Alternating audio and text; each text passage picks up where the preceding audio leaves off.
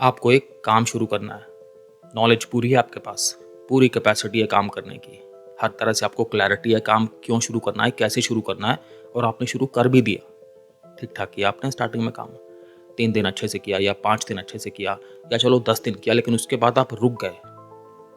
आप काम को कंटिन्यू नहीं कर पाए, आप कंसिस्टेंट नहीं रह पाए। अब आपके मन में सवाल आ रहा है क्यों? मेरे अंदर ऐसी क्या कमी है? तो यहाँ पर क्या है, आप शायद मोटिवेशन पे बहुत ज़्यादा डिपेंडेंट हो रहे हैं। इसलिए जो आपका काम करने का सिस्टम है ना, वो कंसिस्टेंट नहीं है। जिस दिन मोटिवेशन आया, जिस दिन काम करने का मन हुआ, उस दिन आपने काम किया, और जिस दिन आपको पूरी तरह से नहीं लग रहा है कि नहीं मैं काम करूं, तो उस दिन फिर आप काम छोड़ देते हैं। बट ऐसे नहीं होता ना, कामों में कंसिस्टेंसी होना ज़रूरी है। तो आज मैं आपको इस वीडियो में बताऊंगा वो सिस्टम कैसे क्रिएट कर सकते हैं आपकी, जिससे आप किसी भी काम को जब स्टार्ट करें तो पूरी तरह से कंसिस्टेंट होकर के वो काम करें। आपका अपना कंसिस्टेंसी सिस्टम, इसमें मैं आपको 8 स्टेप्स बताऊंगा टोटल, जिन्हें आप इस्तेमाल कर सकते हैं। तो जो भी काम आप स्टार्ट करेंगे उसमें पूरी संभावना ये हो जाएगी कि आप उस काम को नियमित रूप से करेंगे, बीच में उस काम को आप छोड़ेंगे नहीं। मैं डॉक्टर कमल सिंह हूँ।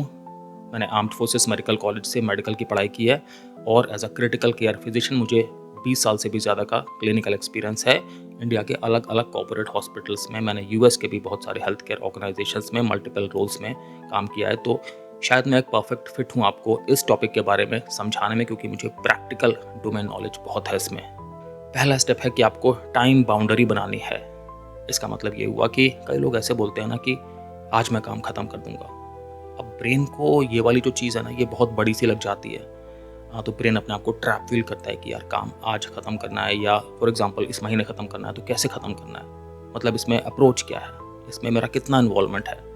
कन्फ्यूज़न हो गया तो फिर ये टेंडेंसी आ गई कि अब रुक जाओ, आगे बढ़ो ही मत। तो आपको अपने आप को ये बोलना है बल्कि कि मैं डेली आधे घंटे के लिए इस काम को करूँगा। अब आपने एक टाइम ड्यूरेशन बना ली कि मैं फॉर एग्जांपल शाम को 6 से लेकर 6:30 के बीच में इस वाले काम को मैं करूँगा। यहाँ पर आपने क्या कर दिया कि आपने उस काम को कंप्लीट करने में कोई खास दिलचस्पी नहीं दिखाई है।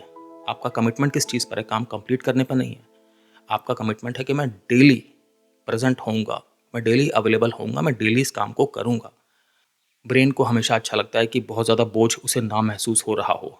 उसे अपनी जो रिस्पॉन्सिबिलिटीज़ हैं वो थोड़ी छोटी छोटी ही हों, थोड़ी वेल डिफाइंड हों, लंबे टाइम के लिए स्ट्रेच ना हो, तो सही लगता है। तो ब्रेन को हल्का लगता है, ब्रेन को लगता है हाँ मैं ये वाला काम ठीक से कर सकता हूँ। तो आपने जो ये टाइम बेस्ड कमिटमेंट कर दिया, ये बहुत ज़्यादा अच्छा है ब्रेन के लिए, बहुत हल्का लगेगा ब्रेन को, बजाय कि आउटकम बेस्ड कमिटमेंट के। ठीक है, तो टाइम बाउंड्री बनाइए। अच्छा, मैं जो भी स्टेप्स बताऊंगा ना इस वीडियो में, तो ये नहीं कि आपको सारे स्टेप फॉलो करने हैं। आपके अपने रूटीन के हिसाब से, आपकी अपनी सिचुएशन के हिसाब से, पर्सनालिटी के हिसाब से आप इसमें से कितने भी स्टेप्स ले सकते हैं जो भी आपको कंफर्टेबल लग रहे हों। अगला स्टेप है कि आपको बिल्कुल क्लियर डेडलाइंस बनानी है अपने काम के लिए, कि मुझे काम कब तक ख़त्म करना है। अगर आपने क्लियर डेडलाइन नहीं बताई है ना अपने आप को, तो फिर पूरी संभावना है कि आपका जो मन है वो उस काम को आगे पुश करता रहेगा। आपको इरेगुलरिटी के एपिसोड्स आते रहेंगे, काम को आप ठीक से नहीं कर पाएंगे। तो अपने आप को बता के चलें प्लीज़ पहले से ही। डेडलाइन देने से क्या होता है कि जो हमारा एक काम करने का इंटेंशन है ना, काम ख़त्म करने का, वो फिर एक कमिटमेंट में बदल जाएगा। क्योंकि मन को इन जनरल हार भी तो नहीं पसंद होती ना। तो ठीक है, अगर मुझे ये पता है कि मुझे इस महीने की 30 तारीख तक ये वाला काम ख़त्म करना है, फिर मैं ना इंडेफिनिटली नहीं टाल सकता। क्योंकि फिर मुझे ये तो पता लग रहा है ना कि टाइम अब कम होता जा रहा है। टाइम कम होता जाएगा तो मुझे फिर एफर्ट भी ज़्यादा करने होंगे और काम के आउटकम के ख़राब होने की पॉसिबिलिटी भी बढ़ रही है। तो इसलिए मैं इतना दबाव क्यों लूँ? अगर मुझे 30 तारीख तक काम ख़त्म करना है तो मैं पहले से ही ऐसा सिस्टम शेड्यूल बना लूँगा कि मैं तब तक काम को आराम से ख़त्म कर सकूँ, और बहुत ज़्यादा चांस हो जाएंगे कि मैं काम को कंसिस्टेंटली करूँगा। अगर आपको वीडियो ठीक लग रहा है, कनेक्ट कर पा रहे हैं आप, तो प्लीज़ वीडियो को लाइक भी कर दीजिएगा। अगर आपको लगता है किसी के साथ शेयर करके किसी का फ़ायदा हो सकता है, तो please go ahead right now. अब मैं आपको एक बहुत इंपॉर्टेंट कॉन्सेप्ट बताता हूँ, पार्किंसंस लॉ का। ये एक high efficiency work related law है। ठीक है, समझने में सिंपल है, प्रैक्टिकल है, लेकिन बहुत मीनिंगफुल है।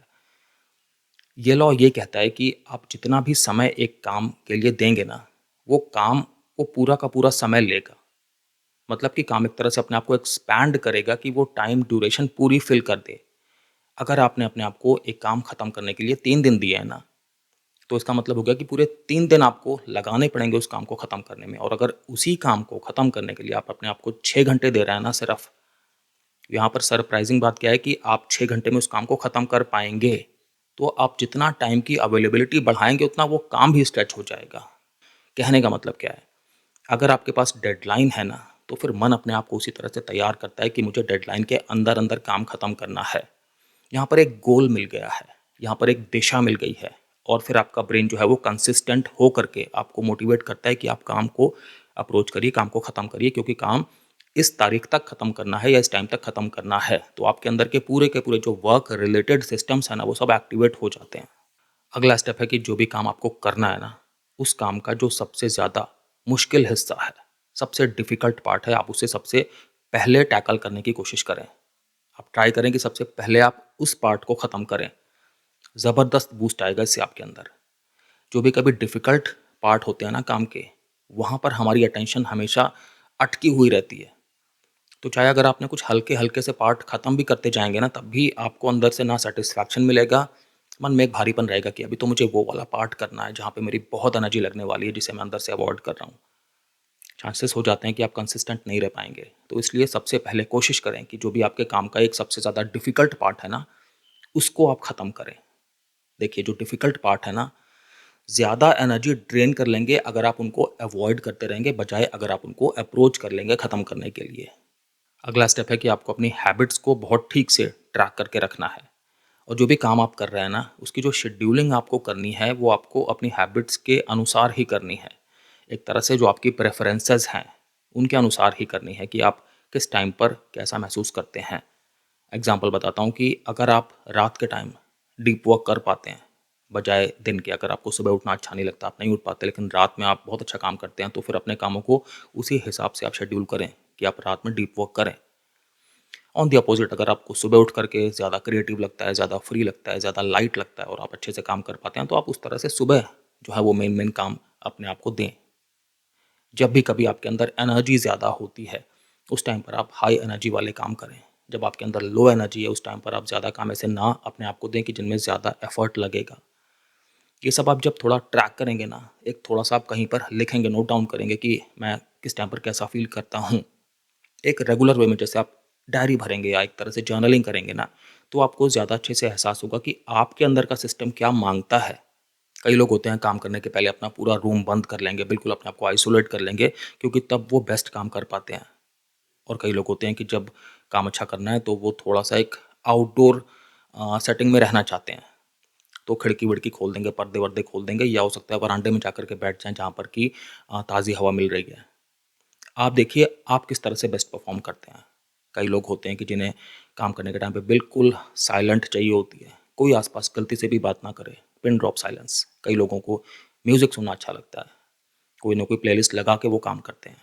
तो जिस तरह से भी आप काम अच्छे से कर पाते हैं, जिस तरह से भी आपको काम करने में एन्जॉयमेंट होता है, आपका फ्लो बनता है, मज़ा आता है आपको, वो सिस्टम आप अपने लिए अख्तियार करिए। अगला स्टेप है कि आपको हैबिट लूप क्रिएट करने हैं। ये बहुत साइंटिफिक चीज़ है। इसका मतलब क्या हुआ कि कोई भी जो बिहेवियर होता है ना, वो हैबिट लूप से चलता है। इसके 3 पार्ट होते हैं। पहला पार्ट है ट्रिगर, दूसरा पार्ट है एक्शन और तीसरा पार्ट है रिवॉर्ड। तो ना कोई ट्रिगर एक सेट कर लीजिए इस तरह का कि जब भी वो वाली चीज़ हुई तो उसके बाद आप काम करेंगे। और जब काम आपने पहले से सेट ड्यूरेशन के लिए कर लिया, काम खत्म हो गया उस दिन का ना, उसके बाद आप अपने आप को रिवॉर्ड देंगे। अपने आप को आप अच्छा फ़ील कराएँगे। किसी भी ऐसी चीज़ में आप इंडल्ज होंगे कि जिससे आपको मज़ा आता है। अब यहाँ पर ब्रेन फिर उस रिवॉर्ड के लिए अगले दिन फिर वेट करेगा कि हाँ, फिर से ट्रिगर मिलेगा, फिर से एक्शन करूँगा, मुझे फिर से रिवॉर्ड मिलेगा। तो ये एक चेन बन जाती है। इसमें कंसिस्टेंसी अपने आप आ रही है कि जैसे ही वो ट्रिगर हुआ, फॉर एग्ज़ाम्पल आपने ट्रिगर ये बना लिया कि जब भी मैं शाम को 6 बजे कॉफ़ी पी लूँगा, उसके बाद फिर मैं लैपटॉप खोल लूँगा अपना काम करने के लिए। और जब लैपटॉप पे काम आपने कर लिया अपना जो भी सेट ड्यूरेशन थी आपकी, उसके बाद आप फिर अपने आप को रिवॉर्ड देंगे। रिवॉर्ड के तौर पे आप कुछ भी कर सकते हैं। आपको कोई सीरीज़ बहुत अच्छी लगती है, आप वो सीरीज़ 15 मिनट देखेंगे, आपने अपने आप को बोल दिया। या आपको गार्डन में वॉक करना अच्छा लगता है, आप गार्डन में वॉक करेंगे जब आपका काम खत्म हो गया। रिवॉर्ड देना अपने आप को बहुत ज़रूरी है। एक तरह से रिश्वत है, मन को बहुत अच्छी लगती है, मन फिर उसी ट्रैप में आ जाता है कि मैं फिर से काम कब करूँगा, काम करूँगा तभी तो मुझे रिवॉर्ड मिलेगा। तो जो कंसिस्टेंसी का सिस्टम है ना, वो फिर ठीक-ठाक से बन के चलता रहता है। अगला स्टेप है कि आपको अकाउंटेबिलिटी क्रिएट करनी पड़ेगी। जब आपका प्लान सिर्फ आपको ही पता है, आप सिर्फ अपने ही लिए जवाबदेह हैं, तो वहाँ पर चांसेस बहुत ज़्यादा बढ़ जाते हैं कि आप अपने साथ ना नेगोशिएट कर ही लेंगे, फिर किसी ना किसी तरह से आप काम को टाल ही देंगे एक ना एक दिन। तो जो भी आपका काम है ना, उसके बारे में आप थोड़ा सा अनाउंस करके चलिए, मतलब थोड़ा सा किसी और को भी बता के चलिए। उसमें फिर क्या होगा ना कि अब आपका मन आपको बोलेगा कि उनको भी पता है कि मैं ये वाला काम कब तक करने वाला हूँ, किसी भी XYZ पर्सन को, जो भी आपके लिए इम्पोर्टेंट है। तो अगर मैं नहीं ख़त्म कर पाऊँगा ना, तो उनको भी पता लगेगा, मुझे बताना पड़ेगा। तो फिर यहाँ पर ना थोड़ी अपनी हार वाली फीलिंग आना शुरू हो जाती है, और हमें हारना पसंद होता नहीं है बाय डिफ़ॉल्ट। तो फिर मतलब हम काम आगे कंटिन्यू करने के लिए कुछ ना कुछ प्रयास करते रहते हैं कि हम कंसिस्टेंट बने रहें। तो अकाउंटेबिलिटी बहुत ज़रूरी है। अगर आप टॉपिक समझ पा रहे हैं और मेरे साथ कनेक्ट भी कर पा रहे हैं, तो वीडियो को लाइक करने के बारे में भी कुछ ख्याल करिएगा। और अगर आपने अभी तक सब्सक्राइब नहीं किया तो सब्सक्राइब कर लीजिए। मैं इसी तरह के वीडियोस इस चैनल पे डालता हूँ।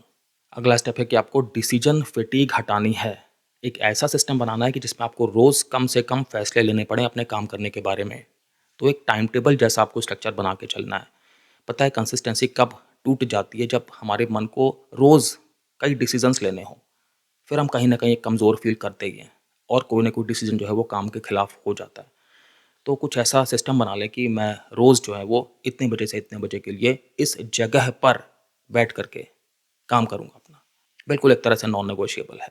तो रोज़ आपको डिसाइड नहीं करना कि आज मैं काम करूँ तो कितने बजे करूँ, करूँ तो कहाँ बैठ के करूँ, करूँ तो किस तरह से करूँ, क्योंकि आपके मन में एक बिल्कुल फिक्स्ड पैटर्न है। तो यहाँ पर बहुत ज़्यादा हेल्प हो जाएगी कि आप काम को ठीक से कर पाएँगे, क्योंकि यहाँ पर आपको फ्रेश डिसीजंस लगातार नहीं लेने हैं। डिसीज़न लेने में क्या होता है ना कि मूड पे डिपेंड करता है। मूड अगर हाई है तो डिसीज़न हम अलग तरह का लेंगे, मूड अगर लो है तो हम शायद बिल्कुल ही हट जाएँगे सिचुएशन से। अगला स्टेप है नेवर ज़ीरो रूल। मैं समझता हूँ ऐसे दिन आएँगे जब आप काम को ठीक से नहीं कर पाएँगे। उतनी ड्यूरेशन जो आपने रोज़ की फ़िक्स की है, आप काम को नहीं दे पाएँगे समहाउ, कुछ ना कुछ ऐसा हो जाएगा। तो फिर आपका पूरा का पूरा मेंटल बैलेंस भी तो ख़राब होगा ना।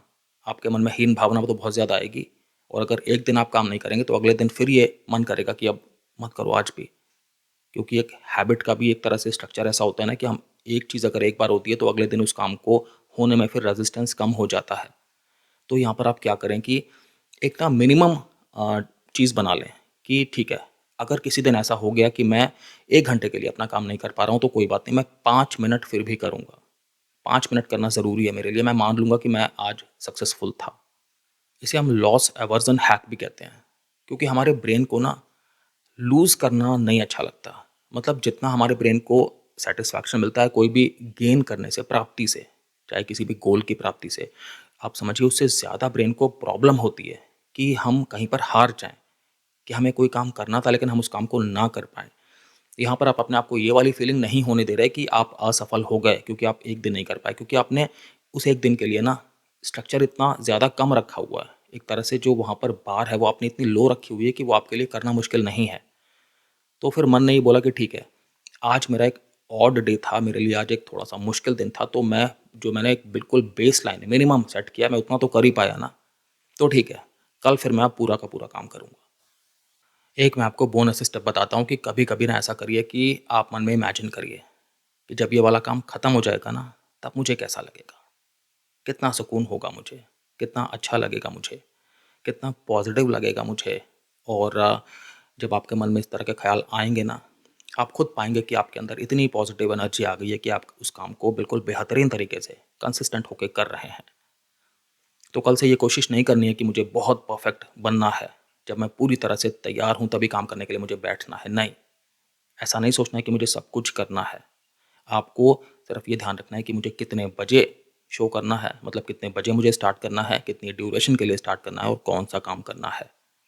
कंसिस्टेंसी जो है ना वो अपने आप में ऐसा नहीं कि एक बड़ा स्टेप है। कंसिस्टेंसी का मतलब हो गया रोज़-रोज़ वो छोटी-छोटी सी स्टेप्स जो आपको करने ही करने हैं।